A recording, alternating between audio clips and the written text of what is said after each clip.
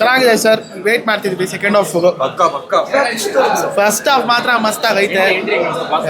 Boss entry ಕೇಳ್ಬೇಕಾ sir, ಮಸ್ತು ಚೆನ್ನಾಗಿದೆ. First half ಚೆನ್ನಾಗಿದೆ, ಒಳ್ಳೆ ಟ್ವಿಸ್ಟ್ ಐತೆ.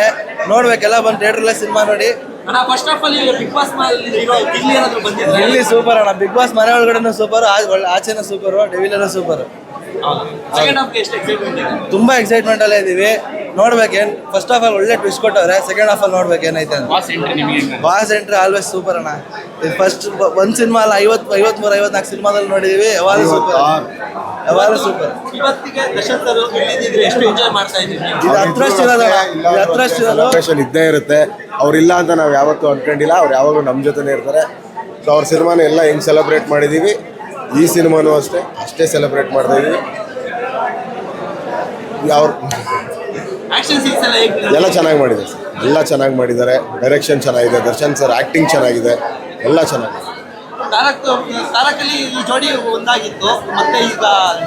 ನನಗೆ ಪರ್ಸನಲಿ ತಾರಕ್ ತುಂಬ ಇಷ್ಟ. ತಾರಕ್ ದರ್ಶನ್ ಸರ್ ಜಾನರ್ ಅಲ್ಲ ಅಂದ್ರೂ ಅವರೆಲ್ಲ ಬರೀ ಮಾಸೆ ಮಾಡ್ರು. ನಾನು ತಾರಕ್ ಸಿನಿಮಾ ನನಗೆ ತುಂಬ ಇಷ್ಟ.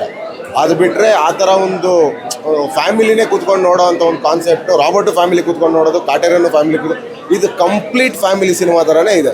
ಎಲ್ಲೂ ದರ್ಶನ್ ಸರ್ ಅಂದಿದ ತಕ್ಷಣ ಮಾಸು ಆ್ಯಕ್ಷನ್ನು ಆ ಥರ ಏನಿಲ್ಲ, ತುಂಬ ಚೆನ್ನಾಗಿದೆ.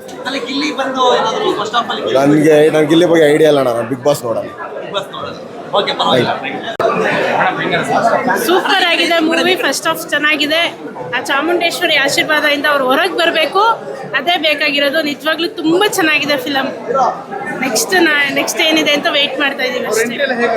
ತುಂಬ ಚೆನ್ನಾಗಿದೆ. ಅವ್ರು ಯಾವತ್ತಿದ್ರು ಡೆವಿಲ್ ಅಲ್ವಾ, ಯಾವಾಗಲೂ ಸೂಪರ್ ಆಗೇ ಇರ್ತಾರೆ. ನಮ್ಮ ಬಾಸ್ ಯಾವಾಗಲೂ ಸೂಪರ್. Thank you. ಗಿಲ್ಲಿ ಇದ್ದಾರೆ. ಅವರು ನೆಕ್ಸ್ಟ್ ಗೆಲ್ತಾರಲ್ವಾ ಬಿಗ್ ಬಾಸ್ ಅಲ್ಲಿ, ಅವರು ಬಾಸ್ ಆಗೇ ಬರ್ತಾರೆ. ಅಂಡ್ ಬಾಸ್ ಎಂಟ್ರಿ ಮಾತ್ರ ಅಲ್ಟಿಮೇಟ್ ಆಗಿದೆ. ಅಂಡ್ ಬಾಸ್ ಆಕ್ಟಿಂಗ್ ತುಂಬ ಸ್ಪೇಸ್ ಕೊಟ್ಟಿದ್ದಾರೆ ದರ್ಶನ್ ಅವ್ರಿಗೆ. ಮತ್ತೆ ಸಿನಿಮಾ ಸ್ಕ್ರೀನ್ ಪ್ಲೇ ಆಗಿರ್ಬೋದು, ಟ್ವಿಸ್ಟ್ ಆಗಿರ್ಬೋದು, ಅಂಡ್ ಇಂಟರ್ವಲ್ ಬ್ಲಾಕ್ ಅಂತೂ ಸಖತ್ತಾಗಿದೆ. Second half waiting. And Darshan ಅವ್ರಿಗಂತೂ ಶೂರ್ ಬ್ಲಾಕ್ ಬಸ್ಟರು, ಅದಂತೂ ಗ್ಯಾರಂಟಿ. ಒಂದು ಒಳ್ಳೆ ಸಿನಿಮಾ ಕೊಟ್ಟಿದ್ದಾರೆ ಇಂಡಸ್ಟ್ರಿಗೆ. ಸೆಕೆಂಡ್ ಹಾಫ್ ವೇಟಿಂಗ್ ಮಾಡ್ತಾ ಇದ್ದೀವಿ. ಆ್ಯಂಡ್ ದರ್ಶನ್ ಅವ್ರು ಬೇಗ ಬಂದು ನಮ್ಮ ಜೊತೆ ಸೇರಲಿ, ಅವ್ರ ಇಂಡಸ್ಟ್ರಿಗೆ ಒಳ್ಳೊಳ್ಳೆ ಸಿನಿಮಾ ಕೊಡಲಿ. ಆ್ಯಂಡ್ ಅವ್ರ ಕ್ರೇಜ್ ಅಂತೂ ಅಲ್ಟಿಮೇಟ್ ಆಗಿದೆ. ಅವ್ರ ಕ್ರೇಜ್ ಇದೇ ಥರ ಇರುತ್ತೆ. ಜೈ ಡಿ ಬಾಸ್. ಫಸ್ಟ್ ಹಾಫ್ ಸೈಕ್ ಆಗಿದೆ. ಇವಾಗ ಫುಲ್ಲು ಕನ್ಫ್ಯೂಷನಲ್ಲಿ ಇದ್ದೀವಿ. ಯಾರು ನಿಜವಾದ ಧನುಷು, ಯಾರು ನಿಜವಾದ ಕೃಷ್ಣ ಒಂದು ಗೊತ್ತಾಯ್ತಲ್ಲ. ನಮ್ಮ ಬಾಸು ಸ್ಟಾರ್ಟಿಂಗಲ್ಲೇ ಇದ್ರೆ ನೆಮ್ಮದಿ ಆಗಿರ್ಬೇಕಂತ ಎಂಟ್ರಿ ಕೊಟ್ಟರು, ನೆಮ್ಮದಿಯಾಗಿದ್ದೀವಿ. ಇವತ್ತು ಸೆಲೆಬ್ರೇಷನ್ ಫುಲ್ ಹೈಪ್ ಆಗಿತ್ತು. ಬರೀ ಇವತ್ತೊಂದೇ ದಿವಸ ಇರಲ್ಲ, ತಿಂಗಳ ಎಲ್ಲ ಇರುತ್ತೆ. 30 ದಿವಸ ಇರುತ್ತೆ ಸೆಲೆಬ್ರೇಷನ್. ಬಂದು ಸಿನಿಮಾ ತರ ನೋಡಿ ಎಲ್ಲರೂ ಆಶಿಸಿ. ಆಮೇಲೆ ಪೈರಸಿ ಮಾಡೋದೆಲ್ಲ ಮಾಡಬೇಡ್ರಿ, ಅದಕ್ಕೆ ಶಿಕ್ಷೆ ಏನಾಗ್ಬೇಕು ಅದು ಹಾಗೆ ಆಗುತ್ತೆ, ಎಲ್ರಿಗೂ ಗೊತ್ತಿರೋದೆ. ದಯಮಾಡಿ ಫಿಲಮ್ನ ನೋಡಿ. ಫುಲ್ ಫಿಲಮ್ ಆದ್ಮೇಲೆ ಕ್ರೇಜ್ ಏನು ಅಂತ ತೋರಿಸ್ತೀವಿ. ಇದು ಡೆವಿಲ್ ಜಾತ್ರೆ. ಜೈ ಡಿ ಬಾಸ್, ಜೈ ಡಿ ಬಾಸ್. ಅಣ್ಣ ಎಲ್ಲ ಆಲ್ಮೋಸ್ಟ್ ಕೊಟ್ಟಿದ್ದಾರೆ, ನಾವು ನೋಡಿದ್ದೀವಿ ಸೋಷಿಯಲ್ ಮೀಡಿಯಾದಲ್ಲಿ, ಟ್ವಿಟರಲ್ಲಿ ಆಗಿರ್ಬೋದು. ರಿಷಬ್ ಶೆಟ್ಟಿ ಅವರು ಕೂಡ ಹಾಕೊಂಡಿದ್ರು ನಿನ್ನೆ, ಅದನ್ನು ನೋಡಿದ್ದೀವಿ. ಇಂಥ ಸಪೋರ್ಟ್ ಸಿಗ್ತಿದೆ ಅಂದರೆ ನೀವೇ ಯೋಚನೆ ಮಾಡಿ ಬಾಸ್ಗೆ ಯಾವ ಲೆವೆಲ್ ಕ್ರೇಜ್ ಇರ್ಬೋದು, ಯಾವ ಥರ ಫ್ಯಾನ್ಸ್ಗಳು, ಸೆಲೆಬ್ರಿಟಿಗಳು ಯಾವ ರೀತಿ ಸ್ವೀಕರಿಸ್ತವ್ರೆ ಬಾಸ್ನ, ಅವ್ರು ನಮ್ಮನ್ನು ಯಾವ ರೀತಿ ಸ್ವೀಕರಿಸ್ತಾರೆ. ಅಣ್ಣ ಎಕ್ಸಾಕ್ಟ್ ಪ್ರೆಸೆಂಟ್ ಸಿಚುವೇಶನ್ ಏನು ನಡೀತೈತೆ ಅದೊಂದು ಸಿನಿಮಾದಲ್ಲಿ ತೋರಿಸೋರಣ.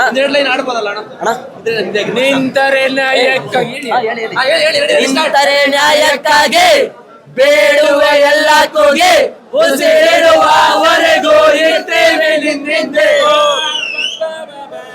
ಜೈ ಡಿ ಬಾಸ್, ಜೈ ಡಿ ಬಾಸ್, ಜೈ ಡಿ ಬಾಸ್.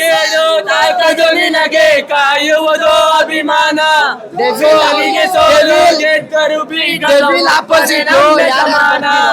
ಪ್ರೀತಿಗೆ ಅತಿಥಿ, ಸ್ನೇಹಕ್ಕೆ ಸಾರಥಿ, ತಾನು ಬೆಳೆದು ತನ್ನವರನ್ನು ಬೆಳೆಸೋ ಆಗುಣ.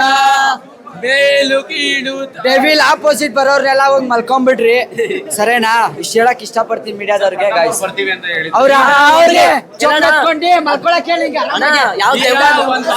ಬರೀ ಫಿಲಮ್ ಅಲ್ಲ, ಏಟರ್ಸ್ ದಿಕ್ಕಕ್ ಬಿಡೋ ದೀಪಾವಳಿ ರಾಕೆಟ್ ಅನ್ಕೋಬಿಡ್ರಿ. ಏಟರ್ಸ್ಗೆಲ್ಲ ಬಗ್ನಿಗೂಟ, ಡಿ ಬಾಸ್ ಫ್ಯಾನ್ಸ್ಗೆಲ್ಲ ಬಾಡಿ ಊಟ ಕೊಡ್ತಾ ತರ್ಬೇಕು. ಹೇಳ್ತಾ ಇನ್ ಕೇಳ್ಕೊಳ್ರಿ. ಅಪ್ಪನ್ ಕ್ರೇಜು ಅಂತಲ್ಲ, ಅಪ್ಪನ್ ಕ್ರೇಜು ನಾವು ತೋರಿಸ್ತೀವಿ.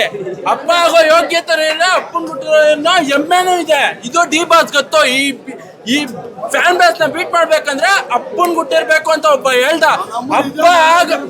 ಅಪ್ಪ ಆಗೋ ಯೋಗ್ಯತೆನೂ ಇದೆ, ಅಪ್ಪನ್ ಬಿಟ್ಟು ಎಮ್ಮೆನೂ ಇದೆ. ಜೈ ಡಿ ಬಾಸ್ ಸಾಯೋವರ್ಗು ಹೇಳೋದೊಂದ ಜೈ ಡಿ ಬಾಸ್, ಜೈ ಡಿ ಬಾಸ್. ಫಸ್ಟ್ ಹಾಫ್ ಆಯ್ತು, ಸೆಕೆಂಡ್ ಹಾಫ್ ಕೊಟ್ರೆ ರಿವ್ಯೂ ಎಲ್ಲ ಯೋಚ್ಕೊಂಡ್ಬಿಡ್ಬೇಕು. ಏಟರ್ಸ್ಗಳೆಲ್ಲ ಚಟಿಯಲ್ಲಿ ಯೋಚ್ಕೊಂಡ್ಬಿಡ್ಬೇಕು. ಹಿಮಾಲಯ ಪರ್ವತಕ್ಕೆ ಹೋಗಿ ಚಟಿ ಬೀಳ್ಸಿ ಕುತ್ಕೊಂಡ್ಬಿಡ್ಬೇಕು ತಣ್ಣಗೆ. ಬರ್ಲೇಬೇಡ್ದು, ತಣ್ಣಗೆ ಆಗೋರ್ಗು ಅಲ್ಲೇ ಇರ್ಬೇಕು. ಅಷ್ಟೇ ಹೇಳೋದು. ನಮ್ಮ ಬಾಸಿಗೆ ನೀವು ಎಷ್ಟೇ ಅವಮಾನ ಮಾಡಿದ್ರು ನಾವ್ ಎತ್ತಿ ಮೆರೆಸೋರ್ಗು ಬಿಡೋದೇ ಇಲ್ಲ. ನಮ್ಮ ಬಾಸ್ನ ಹೆಗಲ ಮೇಲೆ ಹಾಕೊಂಡು ಬೆಳೆಸ್ತೀವಿ ನಾವು.